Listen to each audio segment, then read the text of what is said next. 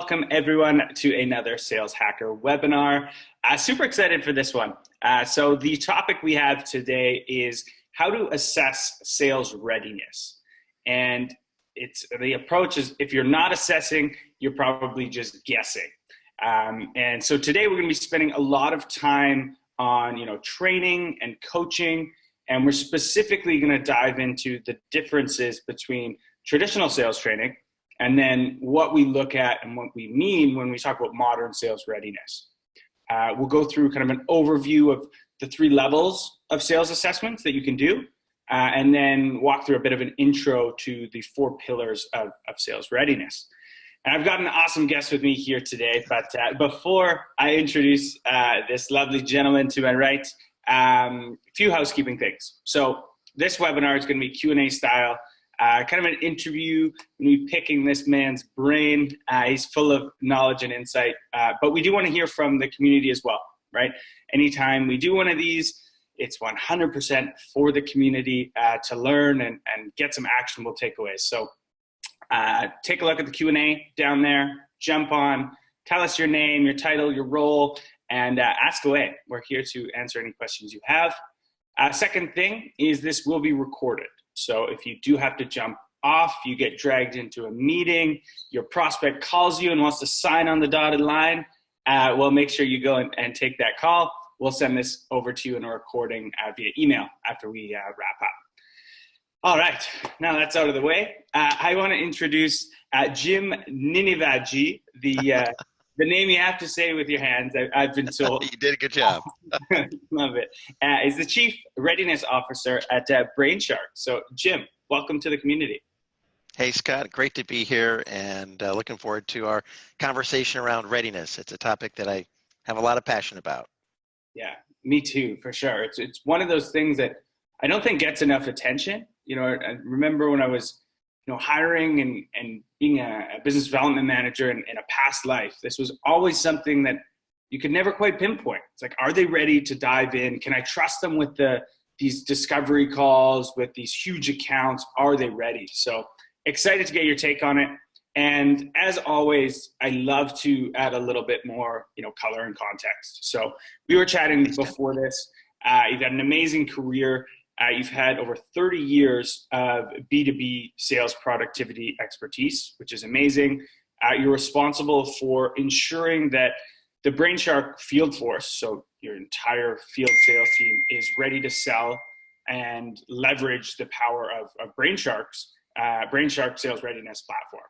And I know you're a recognized thought leader in this, ever-growing sales enablement field and space, and you're a resource for Brainshark's clients to go to for best practices, innovative approaches to modern, selling. Previously to this, you actually headed up sales enablement research practice at Serious Decisions, so another very large, well-known company, where you provided clients with data, insight to maximize their sales effectiveness. And you have held various positions in sales, ranging from individual contributor, sales management, sales leadership. And today, you're all about just using your knowledge and your expertise of, these key sales enablement trends that you've watched, evolve to help shape and execute Brainshark's readiness strategy. So we're talking to the right guy. Was that whole long-winded bio? But yeah, that's awesome. Super excited to have you, Jim. Likewise, Scott. And I'm really looking forward to hearing from the audience. Like you said, they can pick my brain. I always say it's slim pickings, but always, always love to get those questions and keep it interactive. So nice. I welcome those questions. That's awesome. Yeah, and I'll do my best to get them. We're going to be fluid with this, so sure. Jump on if you want further clarification. Let us know. And I see Michael Cohen's already jumping on. Say, what's up, Michael?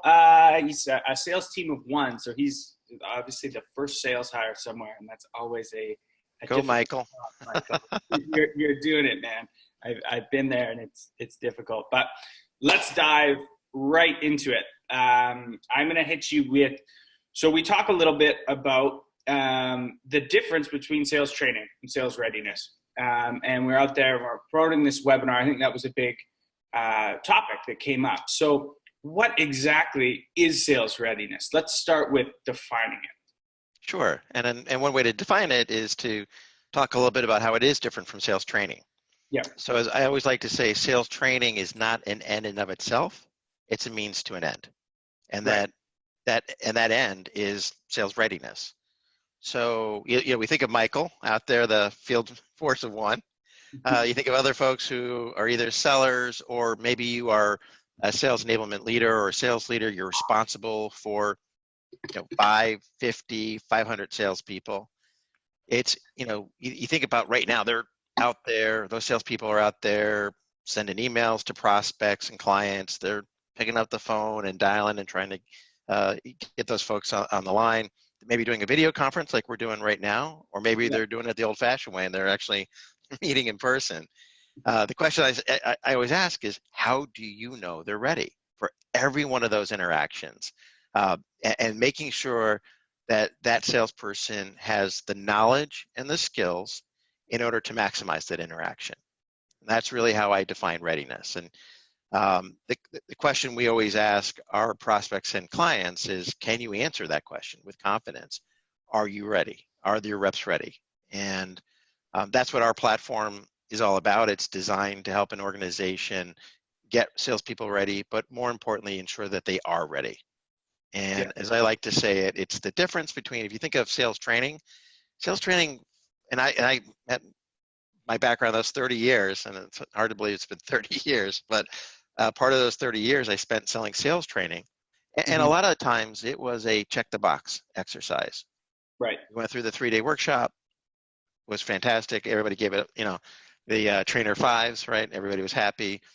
The difference with sales readiness is we're not so concerned that you took the training. What we're more concerned about is, can you do it?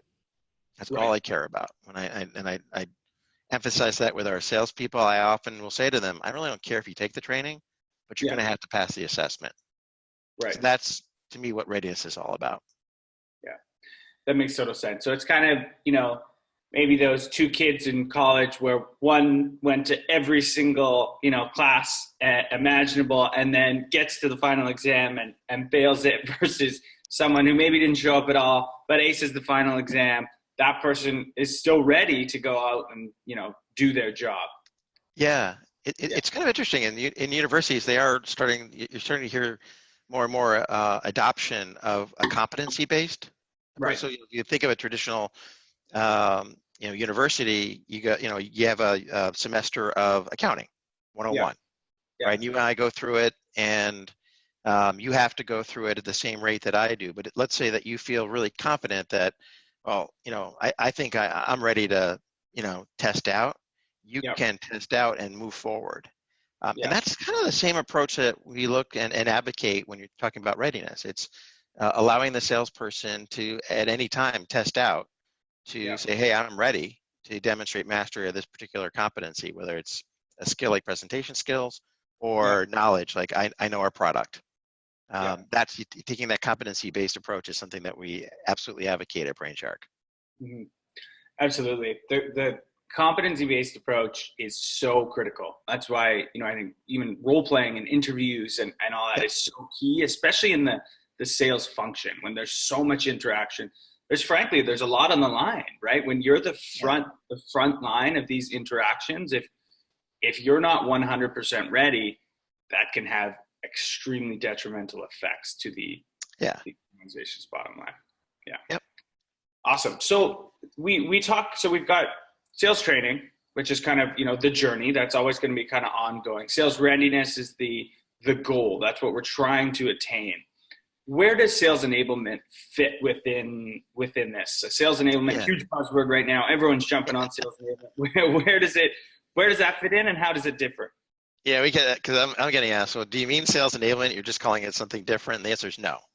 Yeah. So we look at sales readiness as a component of what the sales enablement function should be doing. And we've kind of broken it into 3 areas. And this is partly based on my experience running that sales enablement practice at Serious Decisions. 8 years ago, very few clients that there were very few clients that I had that had a really well-defined sales enablement function.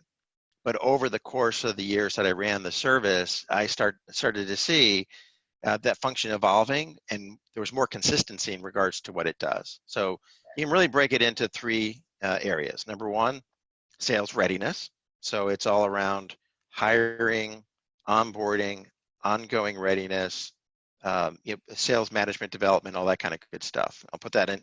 That's one area of sales enablement, and that's the area that we focus on. Yeah. Then there's sales content management. So, today reps have so much content at their disposal, which is great, but also a challenge. So Right. part of the job of sales enablement is to ensure reps can find that content that they need, both internally for consumption to get ready for that call, but also to share with a buyer. And then the third area, and I think this is an area that continues to grow for sales enablement, is around sales communication management.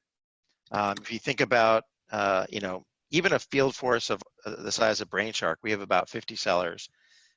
And when I first started as Chief Readiness Officer, one of the things I looked at was how many emails they were getting per day from all these different groups and everybody wanting to get their attention. So we put a stop to that because we didn't think that was very efficient. And basically now we aggregate those communications in a weekly newsletter. So our reps know every Friday afternoon, they've got the newsletter, they can look at it over the weekend, and it's got product marketing information, events, the latest enablement tools, tips and techniques, and things like that. So those are the three areas: sales readiness, sales content management, sales communications management. And we see this as, probably in terms of the value to a buyer, sales readiness has the most impact to the value for a buyer. Right. Yeah, I would definitely agree. And also agree with, I think the sales communication management is also definitely on the rise. Just as buying groups are getting larger, I think selling groups are getting larger too. When you're going to bat for some of these enterprise deals, and there needs to be, not even just communication throughout your sales team, but, you might need to bring in your engineers or security or all these different plays. And I think salespeople are becoming much more quarterbacks than I think they always have been before. They're much more involved in a lot of different, technologies, communications, content, you name it. That's awesome. No doubt. Cool. So let's go right to the heart of the title of this webinar. And sure. What exactly do you mean when you're talking about if you're not assessing, then you're guessing? What does that mean? Yeah. So anybody who knows me knows I like a good analogy. And I'm not sure this is a good analogy or not, but I'm going to use it anyway.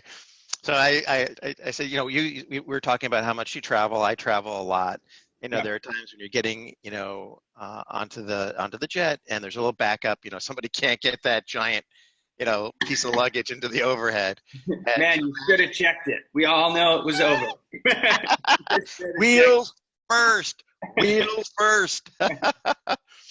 So imagine you're sitting there, there's a little backup, and you see the pilot standing at the cockpit door, and you say, how are you? Good, greeting, looking forward to a good flight. And the pilot says, well, matter of fact, this is the first time I've actually flown this particular model of jet. You look at them, and he sees a concern in your face. That's my face. And he says, oh, no, don't worry. I've been taking all these little, micro learning courses on my phone. I've been gamified. I got all these trophies and badges. I'm definitely ready to fly this jet. Yeah. I don't know about you, Scott, but I would probably. I'm still making that face. And I'm probably saying, I think I left my laptop at security. Yeah. But we know, you and I both know that. And actually, I have a friend who is a pilot for Delta, and about 7 or 8 months ago, he got certified to fly a new model jet. And this guy has been flying for 30 years. But they still put him through 5 weeks of intensive training, lots of time in the simulator, and being able to, they cut off this engine, they cut off that engine, there's a bird strike. And then there's time, in the cockpit with a instructor, but, they're not going to let that pilot fly that plane, my friend fly that plane, unless they knew that, he was absolutely ready to fly that plane and fly it under a variety of circumstances. Yeah. You take that analogy, and I think that's what we need to start doing in the area of sales readiness. Yeah. Again, I think we've focused too much on consumption. I'm all for gamification, but gamification will engage somebody, but it doesn't necessarily ensure that they're mastered that content. And so what we want to do is we want to start to take that assessment-centric approach Hmm. where when you think of whether you're onboarding a new rep or you're getting your whole field force, ready to sell a new product, you basically say, okay, today our reps have this knowledge and these skills, and by day X, whether it's 30 days or 90 days, they need to have these skills and this knowledge, and I need to be able to assess to ensure that they're ready. Yeah. So the way that you do that is you basically start to create a competency map. So if I'm launching a new product, that competency map would be primarily focused on knowledge. What Yeah. knowledge do we need our reps to need? They need knowledge about how this, particular product, how it fits against the competition. And when you start to look at those competencies, you want to map them for things like what learning are we going to provide the salesperson to ensure that they can get that competency? But more Hmm. importantly, every competency should have an assessment. And I always, encourage our clients to start with the assessment first. How am I going to assess that you, Scott, know how to sell this particular product against our competition? And then from there, I'm going to work backwards to, okay, how am I going to ensure you have the learning to help you with that assessment? So that's Yeah. how you basically look at the competencies required to be successful. You Yeah. build out a map with assessments and learning, Yeah. and you start to take that. It's not just did you take the learning, but can you do it? Can you actually demonstrate mastery of what it is we need you to do when you're in front of a buyer? Yeah. That's the key. That makes total sense. So I've got I outline my competencies, whether it's different for each product line or maybe different for enterprise, mid-market, Yep. and SMB. And I've got these competencies. How do I then assess against these? Like what systems are you setting up? What tests are you doing to make sure it's a unbiased assessment against these Yeah. competencies? Yeah. I think so. We basically look at assessments at three levels. Right? So Okay. the first level would be what I'll call mastery of content. These are knowledge checks that you can put in. So if you're taking a course in BrainShark and it's on, how do we sell this against the competition? You'd put in these knowledge checks, right? I'm always pushing our clients to make sure that they're just not, are you awake? Are you paying attention? But Mhm. really, have you mastered it should be something that makes somebody think and go, am I really, do I really understand the content as well as I should? Yeah. But that's 'Cause- Yeah. that's level one. Yeah. So I was just going to say there's such a difference between, sorry to interrupt, such a No, difference no, between please do. spitting out a fact and actually comprehending Yeah, what you're learning. Like I had uh, so many reps who it would sound good what they were saying, but then when we do like call coaching or anything, I'd be like, can you explain to me what you just said, like in using other language? And they would have no idea what they actually said. that's They just know that it sounded good and that well, they were so talking. that's a great segue to level two. Yeah. Level two is a simulation. So just like a pilot gets into a simulator, you want to create some kind of simulation for that rep to see if they have internalized the learning and they can apply the learning. And simulation can take a variety of forms. There's the formal role play. There's a simple stand and deliver. We have a video coaching tool where the rep can video themselves and then they can submit it and it gets assessed based on very specific criteria, and they know the criteria up front. Yeah. And we either say, hey, you got it, or you don't have it. So using your example, one of the things we do with our new hires is something we call the cocktail challenge, the cocktail party challenge. Yeah. And it is you're at a cocktail party and somebody asks you, where do you work? You say BrainShark, and they say, oh, BrainShark, what do they do? Mm. In 45 seconds or less, explain what BrainShark does. And so it's fun. Some of our new hires, they'll be there with a little martini glass, submitting their video. But what we're looking for is exactly what you said, Scott. I don't want to hear the corporate elevator pitch, I Yeah. want you to explain it like you were with your friends. Because you wouldn't say, we're a sales readiness platform that ensures blah, blah, blah. That you wouldn't say that to your friends.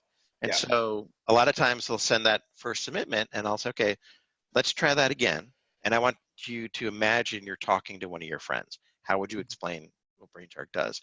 And the importance of that assessment is we're trying to figure out, have they really internalized what we do? Can they Right. put it into their own words? So that's level 2. I like that a Then lot. level 3 is, can you do this in front of a buyer? Because I might be great in the role Yeah. play, be great in the video, but a manager needs to say, okay, I've seen Jim, demonstrate mastery of that competency with a client.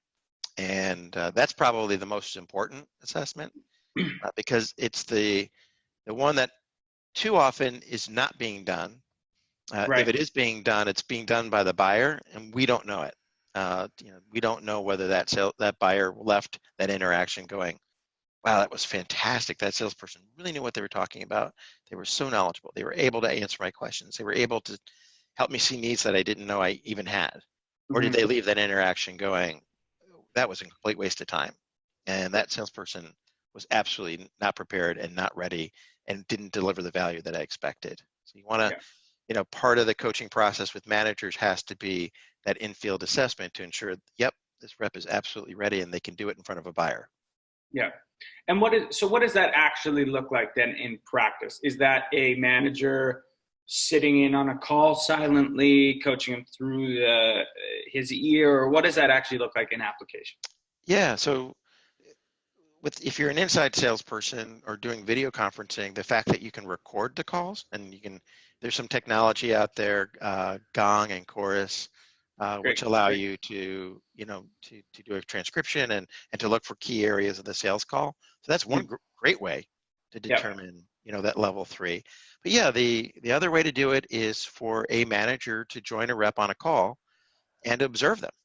I mean, there's no other way and I've been asked that question, I don't know how many times as an analyst, wasn't there another way for us to determine whether our reps are really, ready other than having a manager join them on a call? I'm like, if you think of one, let me know. But, and it means the manager is trying to refrain from actively participating in the call and Mm-hmm. letting the rep run the call. And then the manager should have, clear guidelines in terms of assessment, just like you would if you were doing the simulation.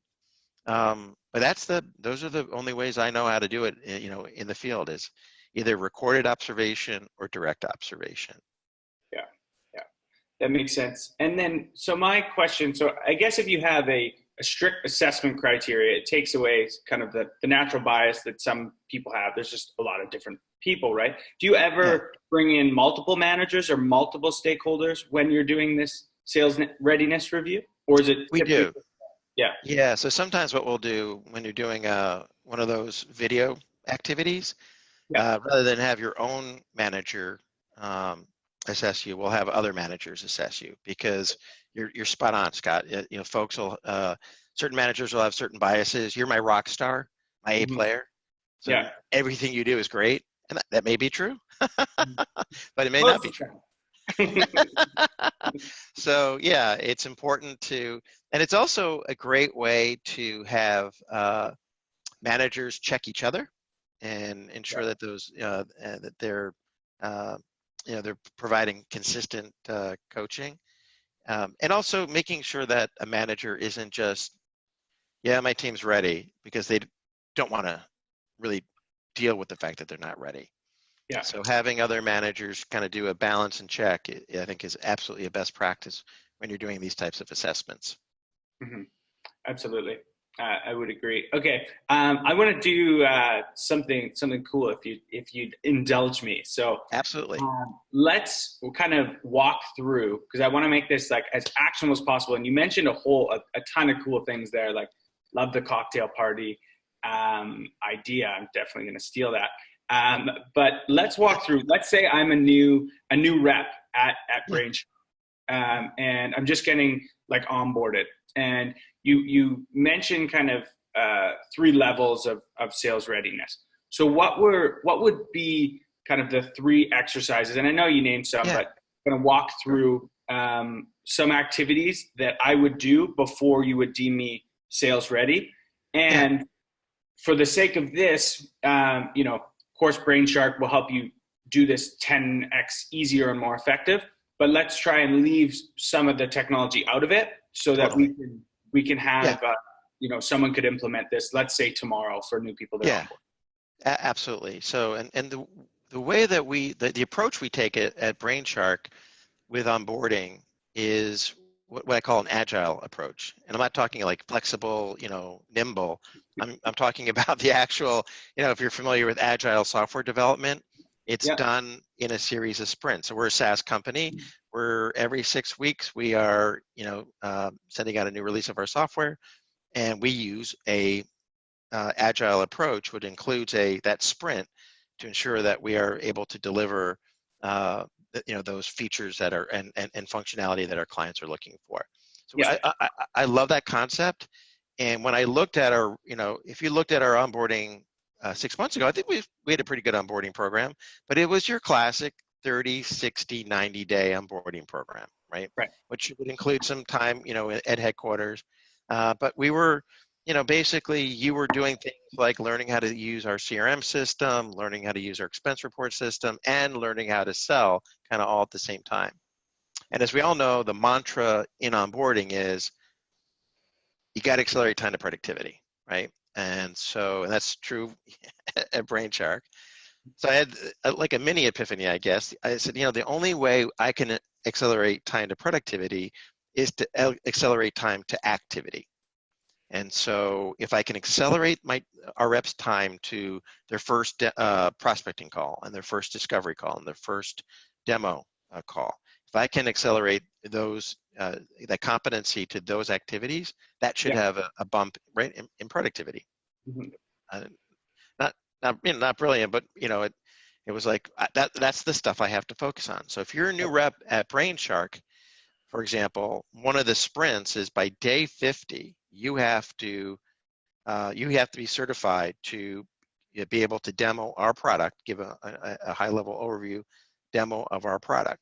So to get you there, if you look at that sprint from day 0 to day 49, you're starting by taking some, e-learning courses, micro-learning courses, longer courses, where you're getting the knowledge check. So that's where we're building into those courses, which of this is not functionality within Brainshark, right? And you be tested for your product knowledge. Match the feature with the benefit. We also do some classroom training. We do so it's not just e-learning. There is classroom time spent on how to demo the product. Then you have to submit at some point when you're ready. You have to submit a video assessment of yourself. We have screen capture. So, I do an overview demo. So that's level 2, and you're getting feedback from us. You're getting feedback. We have an embedded coach. We have somebody dedicated to coaching here at Brainshark, and she spends a lot of time with our new hires. So she's coaching you as well. And, it might take you a couple of times before we say, you know what, that's pretty darn good.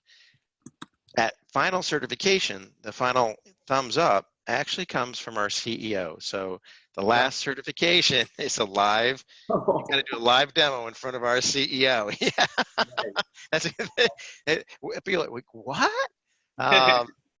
It freaks people out.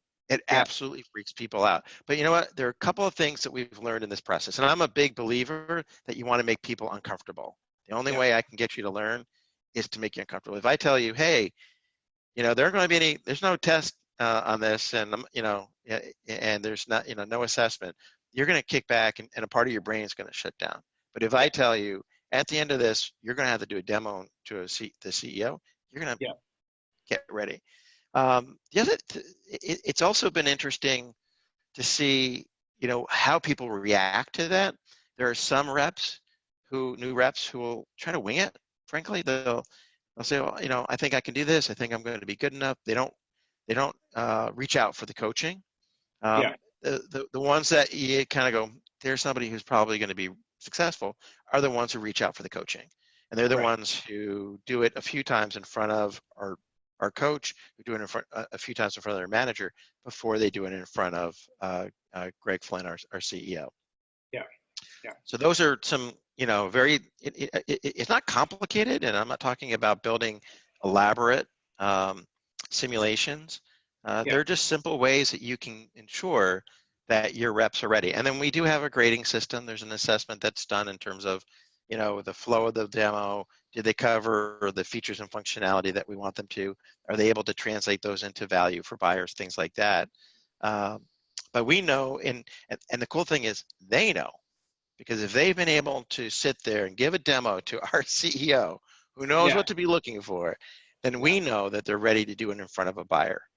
Right. And I'd rather make my reps uncomfortable in the learning process so that they're absolutely comfortable when they are in front of a buyer.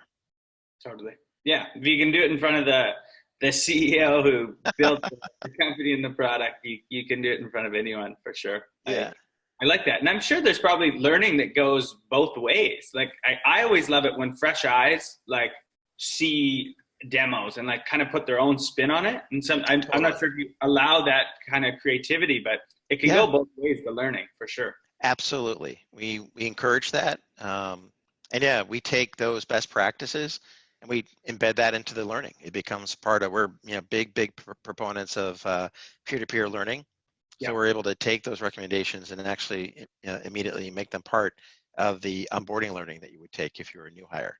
Yeah, that's awesome. So a few things there. So you go through learning and courses. I love the match feature to benefit. I think that's an excellent exercise to do.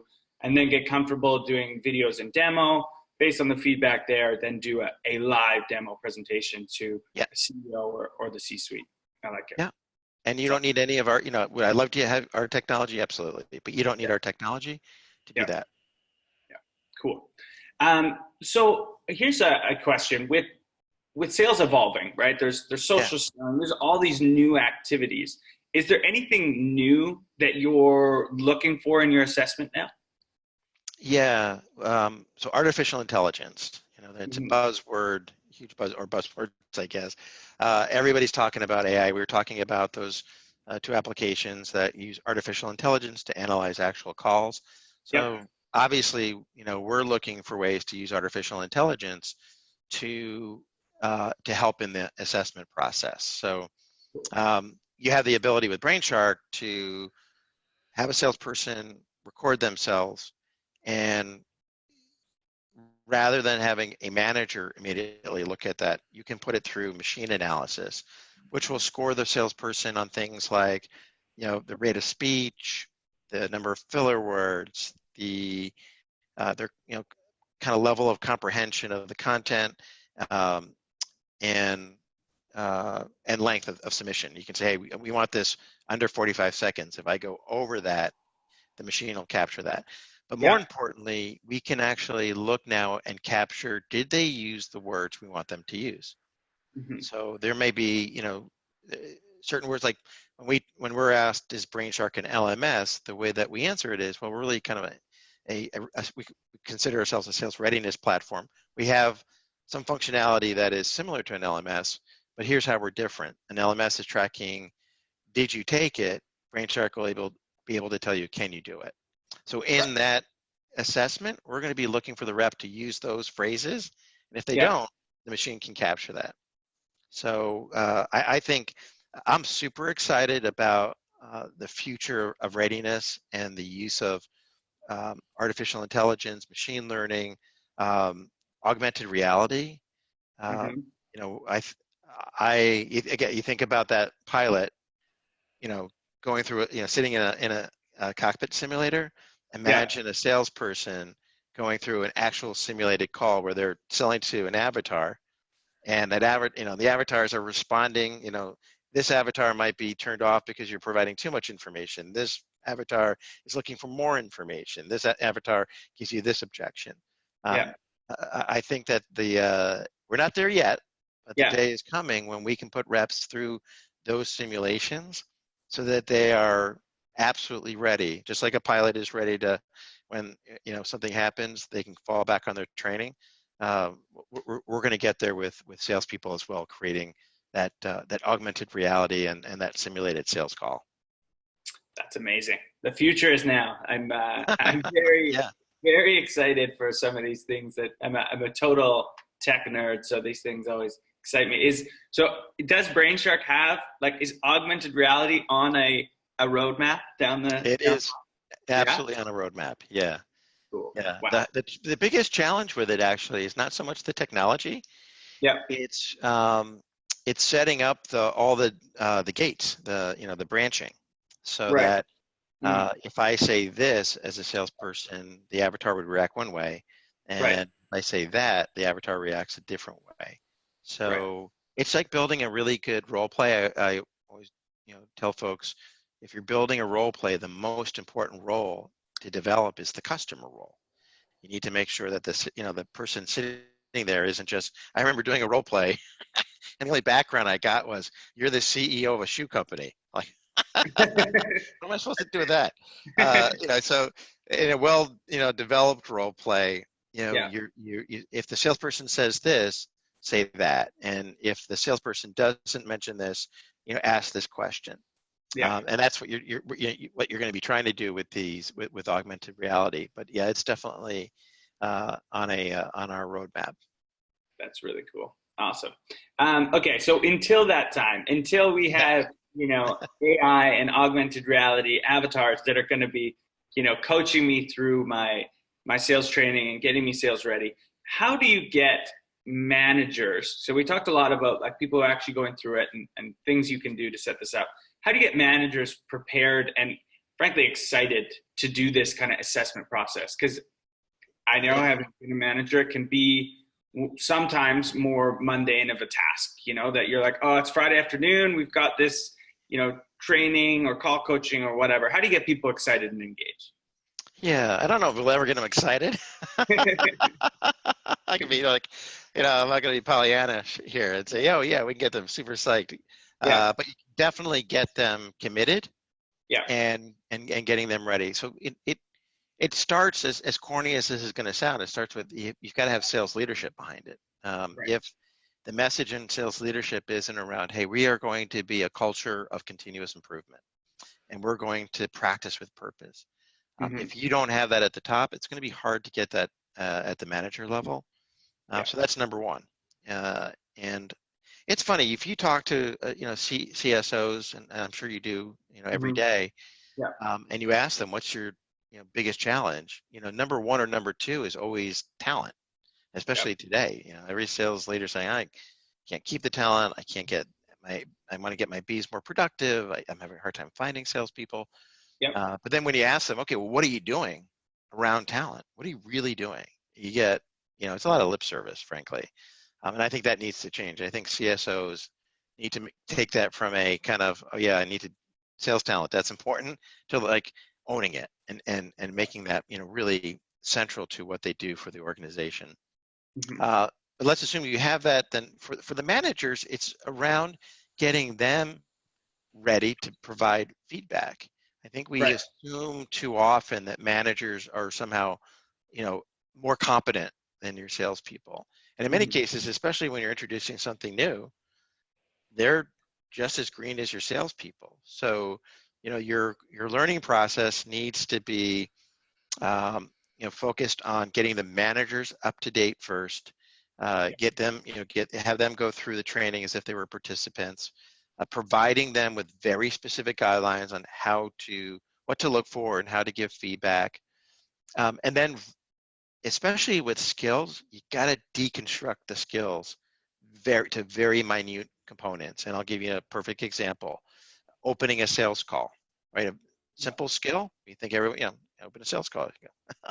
Well, what are the steps to opening a sales call? If you and I don't have agreement on that, if I'm your manager and you're my rep, and I tell you, hey, you need to do a better job of opening the call, that's not great coaching.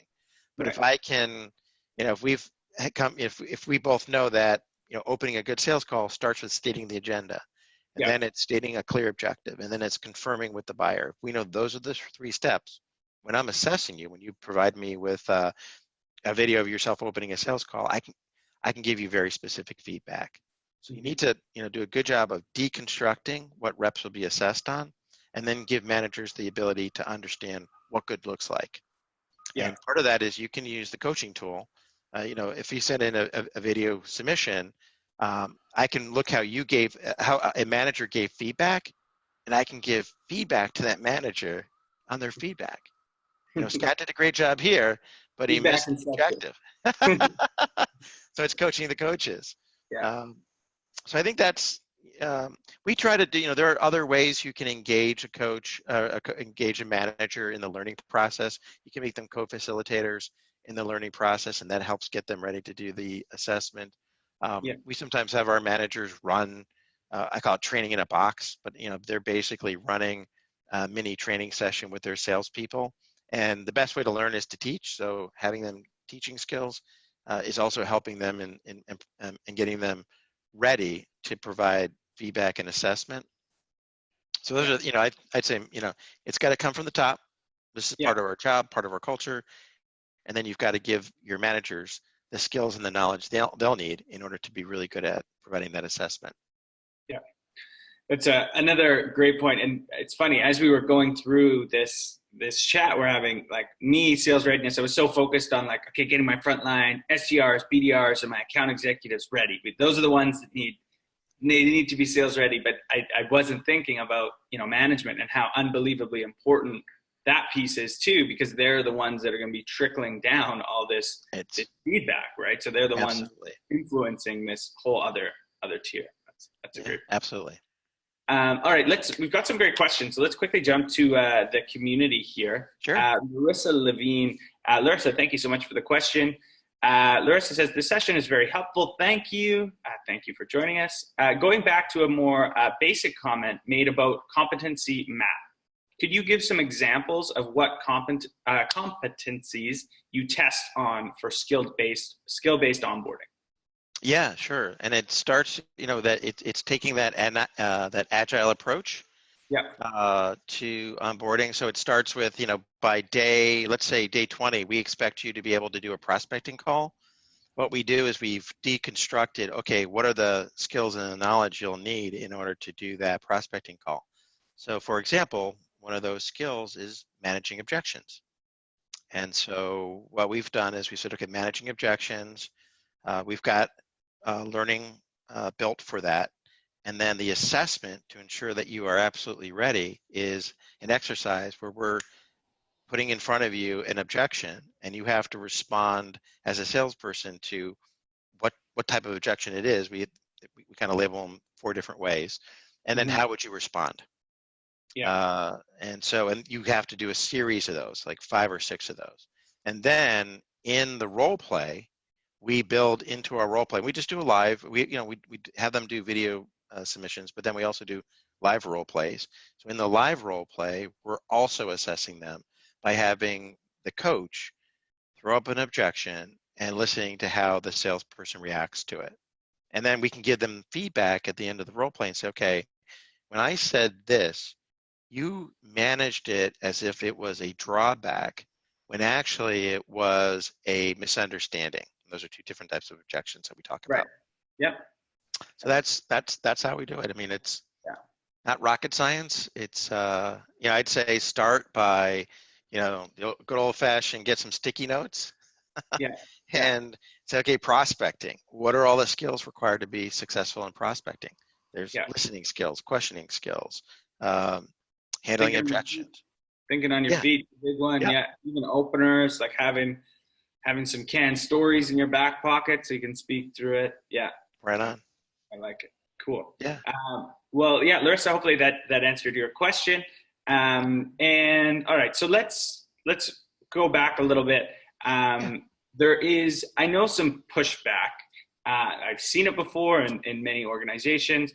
Reps, especially salespeople, sometimes don't like heavy assessments. They're, especially maybe I'm more tenured, maybe I've been selling for 10 years, and I think I know it all, which we know is never the case because you got to be a lifelong learner. But for those folks who don't like heavy assessments because it makes their reps maybe uncomfortable, and they're saying, we don't want to lose our reps because the war for talent, as we discussed, is so crazy right now. What would be your your answer to Yeah.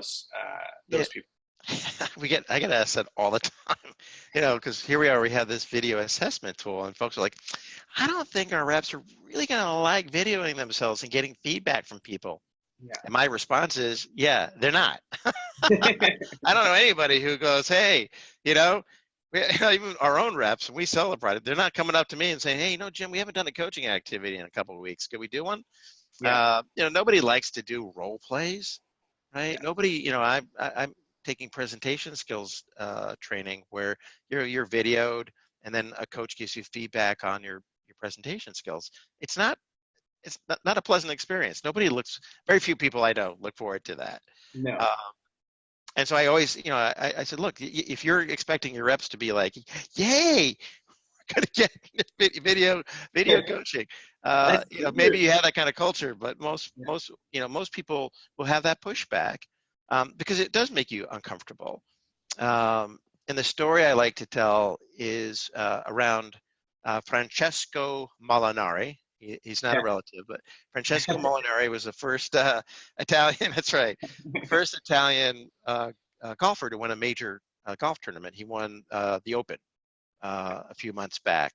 And there was a great article on him and his practice style. And he used to be like a lot of golfers. He'd go out to the practice range, just hit a bucket of balls, do some putts. And then he hired a guy named David Allred, who's a performance coach.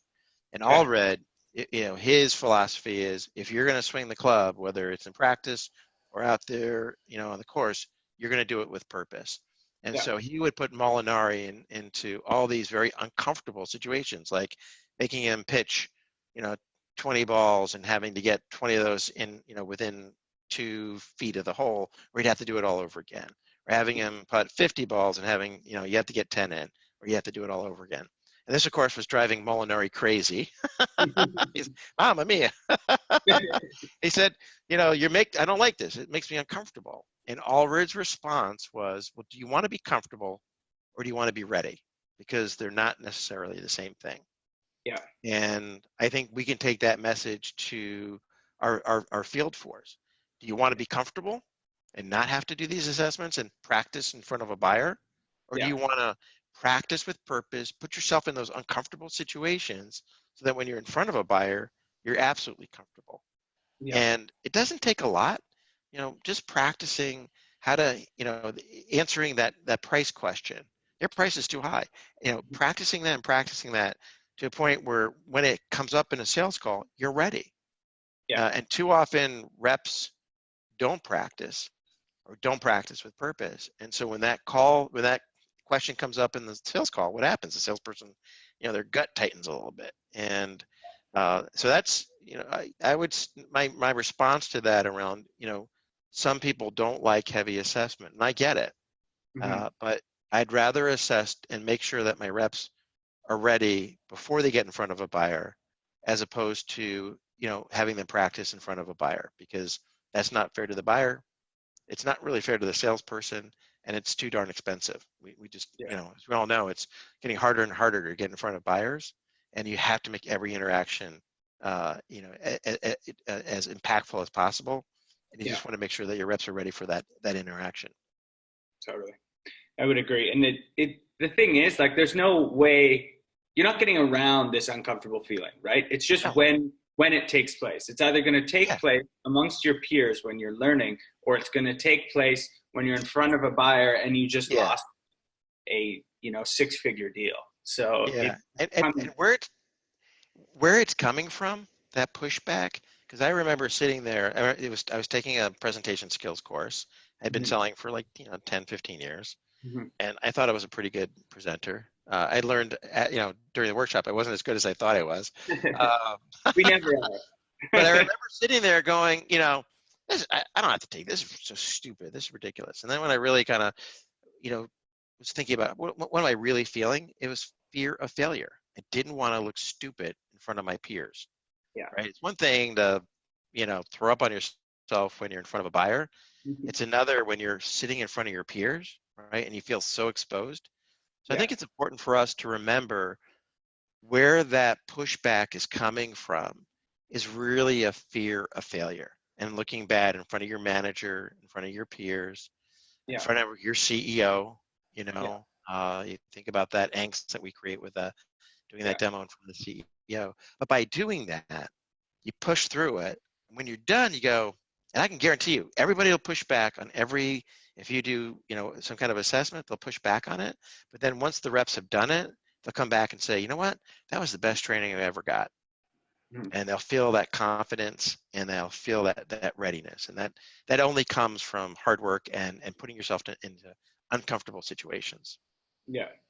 Absolutely. And not to be the guy who brings up a lame, sports analogy, but, I played rugby my whole life. It was my passion for a long time. And the only time that I would be nervous for games would be when I know I didn't prepare enough.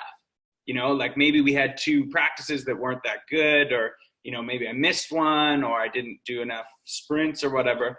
But when I was fully ready and knew everything just happened it was like, it wasn't even me doing it, right? It was just reaction. Yeah. I knew exactly when to kick and when to tackle and all this stuff. It was just me reacting to the situation versus having to think in real time, which can be much more difficult. Yeah.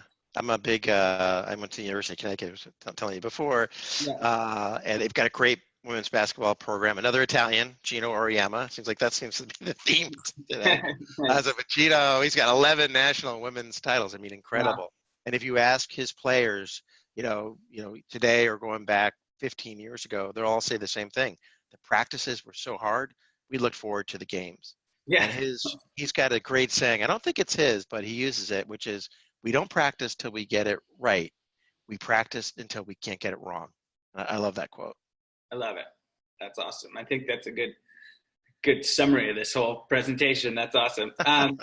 So let's go. We've got a few more questions here. We probably got time for one or two more.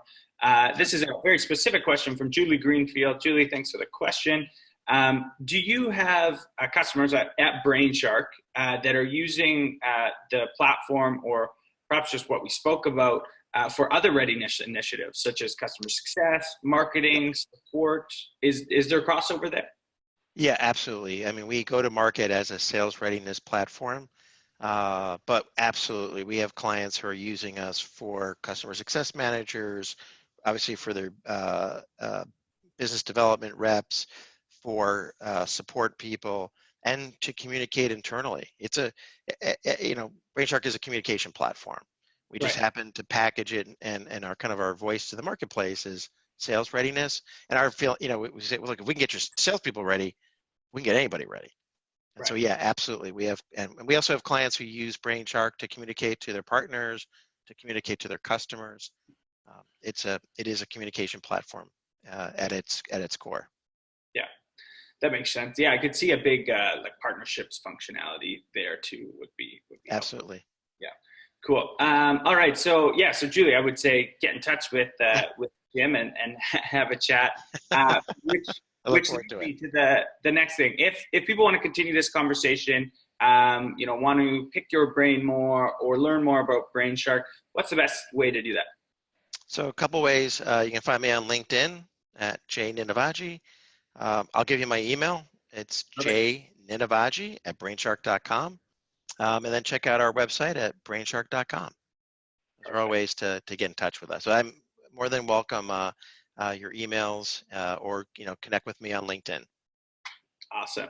All right, Jim. Well, that takes us to the end. Thank you so much for your time today. I really enjoyed our chat. You're full of insight, and thank you everyone to the community who stuck around and got engaged.